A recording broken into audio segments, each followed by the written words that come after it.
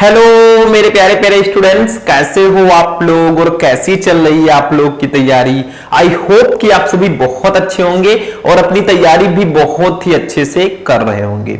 बहुत सारे student comment कर रहे थे सर आप न्यूमेरिकल्स पर क्लास लेकर आइए, यानी कि आप फिजिक्स के या केमिस्ट्री के उन मोस्ट इंपॉर्टेंट न्यूमेरिकल्स को बताइए जो हमारे बोर्ड एग्जाम में आते हों। तो आप बुलाएं और हम ना आए, ऐसा तो हो ही नहीं सकता। तो आज के इस क्लास में हम आपके लिए लेकर आए हैं क्लास 12 केमिस्ट्री के कुछ मोस्ट इंपॉर्टेंट न्यूमेरिकल्स को। न्यूमेरिकल सॉल्व करने में अगर आपको प्रॉब्लम होती है और आप भी सोचते हैं सर न्यूमेरिकल कैसे सॉल्व करें, तो आज मैं बहुत ही इजी तरीके से आपको न्यूमेरिकल सॉल्व करना बताऊंगा। सिर्फ मैंने दो ऐसे न्यूमेरिकल लिए हैं जो आपके बोर्ड एग्जाम के लिए काफी ज्यादा इंपॉर्टेंट है। अब देखिए स्टूडेंट, 2025 बोर्ड एग्जाम आपको देना है। आपका टारगेट होगा कि हम मतलब 95% प्लस मार्क अचीव कर सके। बहुत सारे स्टूडेंट कमेंट करते हैं सर हमें 45 ही दिला दो, 50 ही दिला दो।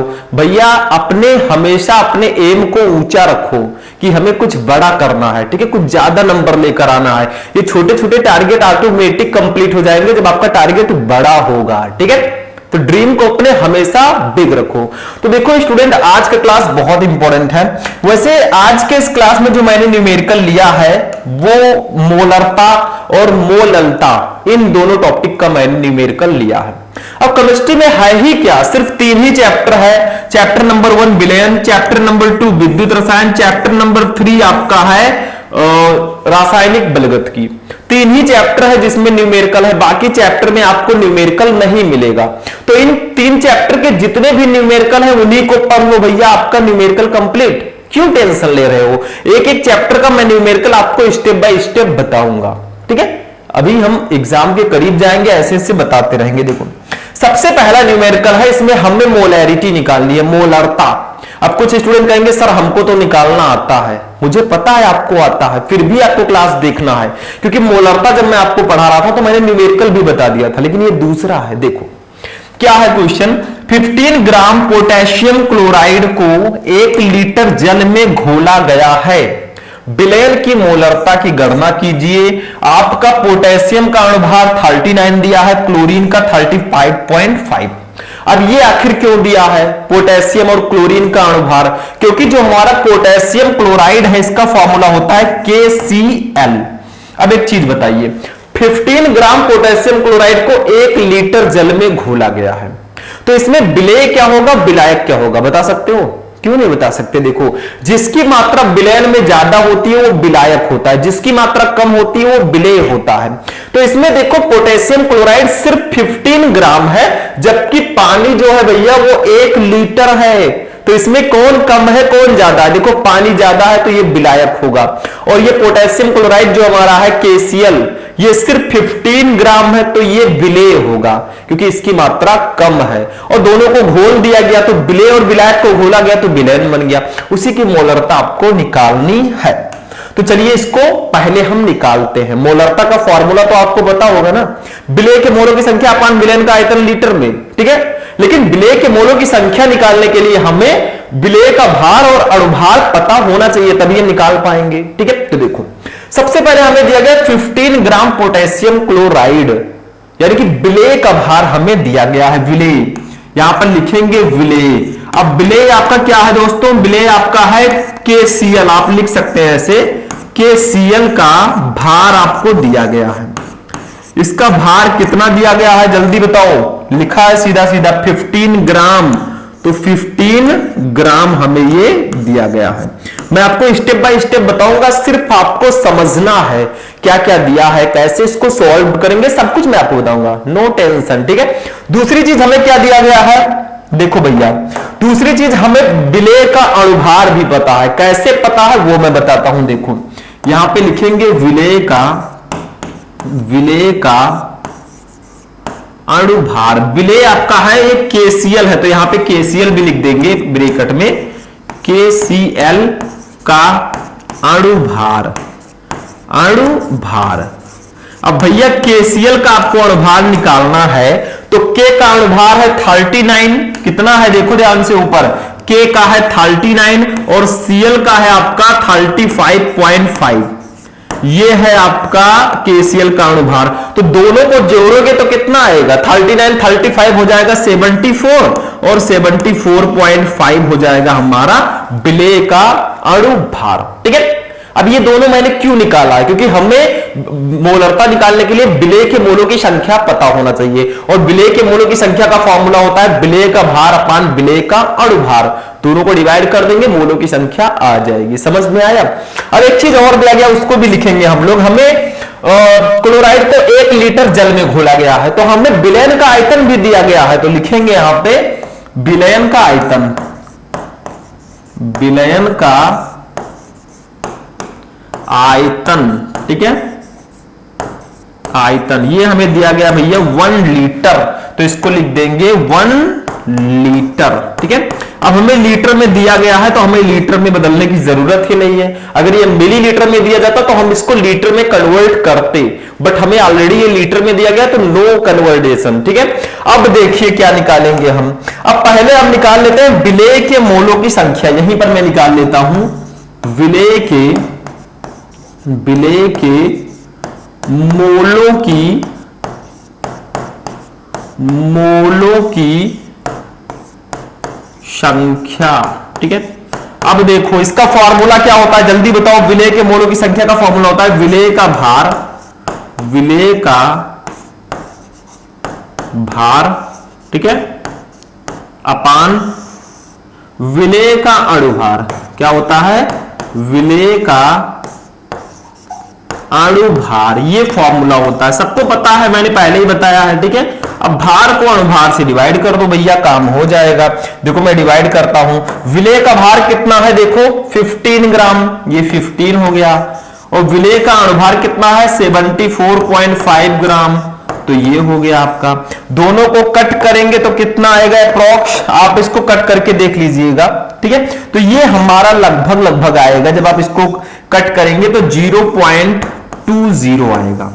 तो आप लिख सकते हैं कि विलेय के मोलों की संख्या जो हमारी आई वो आई है भैया इक्वल टू 0. देखो आप ऊपर नीचे लिख दीजिएगा। ठीक है, मेरे पास जगह नीचे नहीं है तो मैं यहीं पे लिख देता हूं 0.20 मोल। ठीक है, समझ में आ गया कि नहीं आ गया। इसको लोड करना चाहे मैं लोड करवा दूंगा अभी साइड में होकर, लेकिन पहले समझो। हमने विलेय का भार दिया गया था 15 ग्राम, विलेय का अणुभार हमने निकाल लिया, यहां पे दिया गया था, दोनों को जोड़ दिया 74.5 ग्राम। विलयन का आयतन हमें 1 लीटर दिया ही गया है, तो लीटर में कन्वर्ट करने की जरूरत ही नहीं है। अब विलेय के मोलों की संख्या पहले हम निकाल लेते हैं। ठीक है, विलेय के मोलों की संख्या अगर आपको निकालना है तो विलेय का भार अपान विलेय का अणुभार, ये फॉर्मूला होता है, इसको याद रखना। भार था हमारा 15, अणुभार था 74.5, जब हम डिवाइड करेंगे इसको तो 0.20 आएगा। आप गुणा भाग खुद कर लीजिएगा। ठीक है, तो 0.20 मोल हमारा आ गया। अब हमें निकालना है विलयन की मोलरता। कैसे निकालोगे, देखो एक फॉर्मूला होता है विलयन की मोलरता का, विलेय के मोलों की संख्या अपान विलयन का आयतन लीटर में। मतलब आपके विलेय के मोलों की संख्या जो आई है 0.20, इसको विलयन के आयतन से डिवाइड कर देना है, हमारा आंसर आ जाएगा विलयन की मोलरता। तो मैं अब इसको इरेज करूंगा, आप लोग नोट कर ले, मैं साइड में हूं। ठीक है, स्क्रीनशॉट ले लिया होगा आपने। तो इसमें अब हम लोग निकालेंगे विलयन की मोलरता। मैं इसको इरेज करने जा रहा हूं। देखो क्या करेंगे, दो वैल्यू आप याद रखना, विलय के मोलों की संख्या आई है 0.20 और विलयन का आयतन है 1 लीटर। ठीक है, अब हम इरेज करते हैं इसको और निकालते हैं विलयन की मोलरता। विलयन की मोलरता। ठीक है, इसको निकालने के लिए एक फॉर्मूला लगाएंगे, बहुत ही प्यारा सा फॉर्मूला है, वो है विलेय के मोलों की संख्या, विलेय के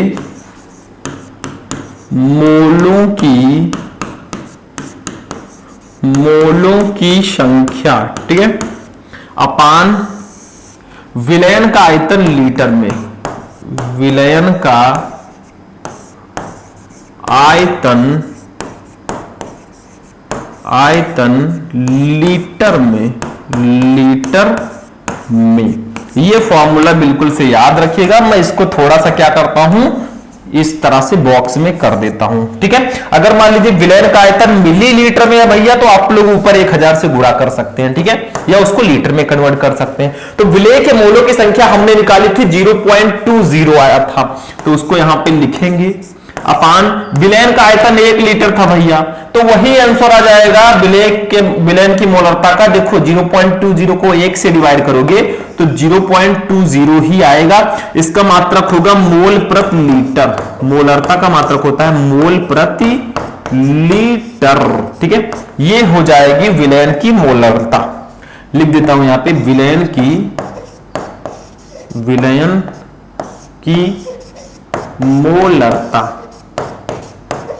मोलरता, ठीक है। ये आपका आंसर हो जाएगा। इसको मैं ऐसे कर देता हूं क्योंकि आपका आंसर ये आ गया है। तो हमने क्या किया, विलेय के मोलों की संख्या निकाली, विलेन का आयतन हमें 1 लीटर दिया गया था, दोनों को डिवाइड करके विलेन की मोलरता हमने निकाल लिया। सिंपल सा है, ठीक है। अभी सिंपल है, आगे आगे मैं आपको और भी टफ लेवल के क्वेश्चंस न्यूमेरिकल्स बताऊंगा, टेंशन मत लेना। स्टार्टिंग तो इजी से ही होती है, ठीक है। तो इसको मैं इरेज करने जा रहा हूं, आप लोग पहले इसको नोट कर लीजिए, ठीक है। नोट कर लिए स्टूडेंट। अब मैं इसको इरेज करके अपने सेकेंड न्यूमेरिकल पे चलता हूं, तो इसको इरेज करते हैं। अब चलिए स्टूडेंट अपना सेकेंड न्यूमेरिकल देखते हैं क्या है। देखो ये रहा सेकेंड न्यूमेरिकल, देखो इसको 2 कर दीजिएगा भैया नंबरिंग, ठीक है, 2 आपको कर देना है क्योंकि ये सेकेंड न्यूमेरिकल हमारा है, ठीक है। अब देखिए इसमें क्या है, इसमें हमें मोलरता नहीं मोललता निकालना है, मोलैलिटी इसको इंग्लिश में हम लोग बोलते हैं। इसको कैसे फाइंड आउट करेंगे, बहुत ही इजी है, देखो ध्यान से समझना। विलेन की मोललता की गणना कीजिए जबकि 440 ग्राम यानी कि 440 ग्राम 440 ग्राम विलायक में 20 ग्राम NaOH घुला हुआ है, जहां पे Na का अणुभार 23, ऑक्सीजन का 16, हाइड्रोजन का 1 है। वही सेम प्रोसेस है, सिर्फ फॉर्मूले में चेंजेस है। यहां पे फॉर्मूला क्या होगा, विलेन की मोललता का फॉर्मूला होता है विलेय के मोलों की संख्या अपान विलायक का भार किलोग्राम में, मतलब वहां पे विलेय के मोलों की संख्या अपान विलेन का आयतन लीटर में था मोलरता में, यहां पे केवल विलेन के आयतन की जगह पर विलायक का भार किलोग्राम में रहेगा, बाकी वही प्रोसेस है। तो यहां पे भी देखो स्टूडेंट क्या करेंगे हम लोग, विलेन की मोललता की गणना कीजिए जबकि 440 ग्राम विलायक में 20 ग्राम NaOH घुला, तो सीधा सीधा लिखा है 440 ग्राम विलायक, यानी कि विलायक जो है वो 440 ग्राम है और जो NaOH है 20 ग्राम, ये विलेय है, बस सिंपल है। तो हम यहां पे देखो पहले हम विलेय का भार और अणुभार लिखते हैं, फिर विलेय के मोलों की संख्या निकाल लेंगे, ठीक है। और विलायक का भार हमें दिया गया है, ये ग्राम में दिया गया है, इसको हम किलोग्राम में कन्वर्ट कर लेंगे। चलिए ध्यान से समझना, देखो सबसे पहले विलेय का भार हम लिख लेते हैं। देखो विलेय का भार, ठीक है, विलेय का भार ये हमें कितना दिया गया है, ध्यान से समझना। ये देखो 20 ग्राम विलेय हमारा है NaOH, तो ये हमें दिया गया है 20 ग्राम। आप विलेय के बाद ब्रैकेट में NaOH लिख सकते हैं, ठीक है। दूसरी चीज विलेय का अणुभार निकाल लेते हैं, विलेय, ठीक है, ब्रैकेट में मैं NaOH लिख देता हूं, ज्यादा अच्छा रहेगा, ठीक है। ये सोडियम हाइड्रोक्साइड है का अणुभार, ठीक है। इसको कैसे निकालोगे, देखो भैया कैसे निकालोगे अणुभार को, वही सेम प्रोसेस। Na का होगा 23, ठीक है, O का होगा कितना 16, H का होगा 1, सबको जोड़ो कितना आएगा भैया बताओ जल्दी से, 23, 16 और 1 को जोड़ दो, तो जोड़ते हैं 23, 6, 29, 39, 1 40 आपका आ जाएगा, कितना 40, ये विलेय का अणुभार आ गया। अब हमें एक चीज और करना है, पहले हमें विलायक का भार लिख लेना है, 440 ग्राम दिया गया है, ठीक है।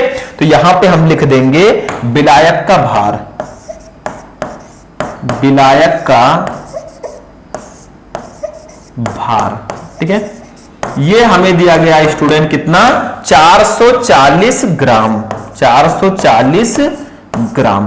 अब इसको किलोग्राम में बदलना, तो भैया अगर आपको ग्राम को किलोग्राम में बदलना है तो 1000 से आप भाग दे दीजिए, क्योंकि 1 किलोग्राम 1000 ग्राम के बराबर होता है, सबको पता है 1000 ग्राम इक्वल टू 1 किलोग्राम, ठीक है, समझ में आया। तो 440 ग्राम है, इसको किलोग्राम में बदलना है तो 1000 से आप इसको डिवाइड कर दीजिए। तो हम इसको डिवाइड कर देते हैं, सिंपल सा है, ठीक है।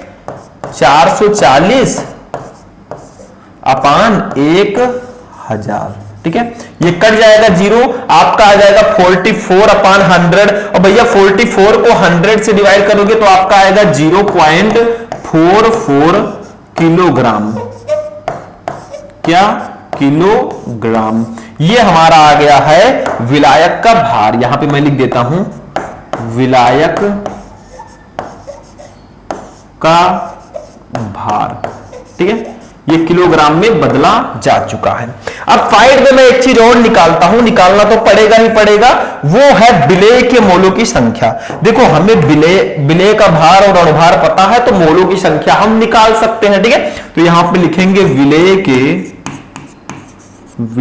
के मोलों की संख्या, ठीक है। अब एक चीज और याद रखिएगा, अगर मान लीजिए विलायक के मोलों की संख्या निकालनी है तो आप विलायक का भार अपन विलायक का अणुभार कर सकते हैं। तो इसका हो जाएगा विलेय का भार, वही प्रोसेस, विलेय का भार अपान विलेय का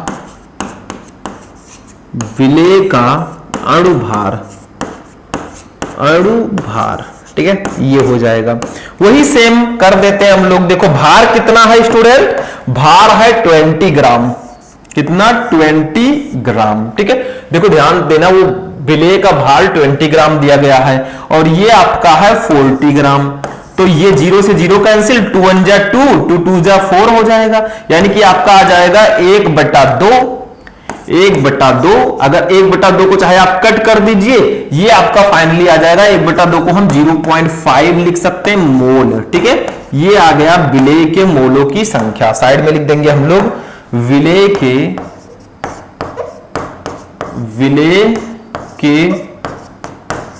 मोलों की संख्या, ठीक है। ये हमारा आ गया 0.5 मोल, ठीक है। समझ में आया? 0.5 मोल। अब एक चीज ध्यान रखना, पहले इसको आप लोग नोट कर लीजिए, फिर मैं समझाता हूं, ठीक। स्क्रीनशॉट ले लिए होंगे। देखो हमें विलेय का भार दिया गया था 20 ग्राम, विलेय का अणुभार दिया गया था 40, जोड़ दिया मैंने। फिर हमने विलायक का भार 440 ग्राम था, उसको किलोग्राम में बदला भैया तो 0.44 किलोग्राम आ गया। अब विलेय के मोलों की संख्या हमने निकाल ली, विलेय का भार बटा विलेय का अणुभार। भार है 20, अणुभार है 40, दोनों को कट करेंगे 1/2 आएगा, यानी कि विलेय के मोलों की संख्या 0.5 मोल आ गई। अब मैं इसको इरेज करूंगा और विलयन की मोललता निकालूंगा। दो वैल्यू आप याद रखिएगा जो मैंने बताया है, एक तो आपका विलेय के मोलों की संख्या 0.5 है और विलायक का भार 0.44 है। इसको याद रखना। अभी हम इसका फॉर्मूला क्या होता है विलयन की मोललता का? विलेय के मोलों की संख्या अपान विलायक का भार। दोनों वैल्यू याद रखना। मैं इसको इरेज करने जा रहा हूं, फिर हम वैल्यू को लगा देते हैं, ठीक है। इसको मैं हटा रहा हूं, इसको आप 0.50 भी लिख सकते हैं, ध्यान रखना 0.50 भी लिख सकते हैं, कोई दिक्कत नहीं। तो इसको मैं इरेज कर दूं, आप नोट कर सकते हैं दोबारा, ठीक है। चलो इसको मैंने इरेज कर दिया। अब हम निकालते हैं विलयन की मोललता। विलयन की मोललता, इसका फॉर्मूला क्या होगा मैंने बताया था, थोड़ा सा चेंजेस रहेगा इसमें। फॉर्मूला होता है विलेय के मोलों की संख्या, विलेय के मोलों की संख्या, ठीक है, अपान विलायक का भार किलोग्राम में। विलायक का भार किलोग्राम में, ठीक है। इसका ये फॉर्मूला होता है, ठीक है। इसको मैं थोड़ा सा डब्बे में कर देता हूं, डब्बे में केक, ठीक है। ये देखो अब हमें पता है, हमने बताया था, याद रखना भैया नहीं तो बाद में पछताओगे। विलेय के मोलों की संख्या कितनी है? विलेय के मोलों की संख्या हमने निकाली थी 0.5 अपान विलायक का भार हमने निकाला था 0.44। अब एक काम करेंगे हम लोग, ऐसे तो आप लोग हो सकता है ना सॉल्व कर पाए, तो एक काम करो, ध्यान से समझना जो मैं बोलने जा रहा हूं। इसको ऊपर भी 100 से गुणा कर दो, ठीक है, और नीचे भी 100 से गुणा कर दो, थोड़ा इजी हो जाएगा, ठीक है, गुणा कर दोगे, नहीं तो ये दशमलव वाला गुणा भाग करोगे तो प्रॉब्लम तो होगा ही, तो 100 से गुणा कर दो। अब देखो आएगा क्या, ध्यान से समझना, ये आ जाएगा आपका 0.5 का 100 से गुणा करोगे तो एक दशमलव इसमें एडजस्ट, ये हो जाएगा 50, ठीक है, अपान 0.44 को 100 से गुणा करोगे तो ये दोनों दशमलव एडजस्ट हो जाएगा 44। अब आसान हो गया कि नहीं हो गया? अब 50 है आपका, नीचे 44 है, ठीक है। आप चाहे तो इसको थोड़ा सा और कस्टमाइज कर सकते हैं, थोड़ा सा और इजी कर सकते हैं। देखो 2 से डिवाइड कर दो, 25 2 जा 50 और ये 22 2 जा 44, ठीक है, तो ये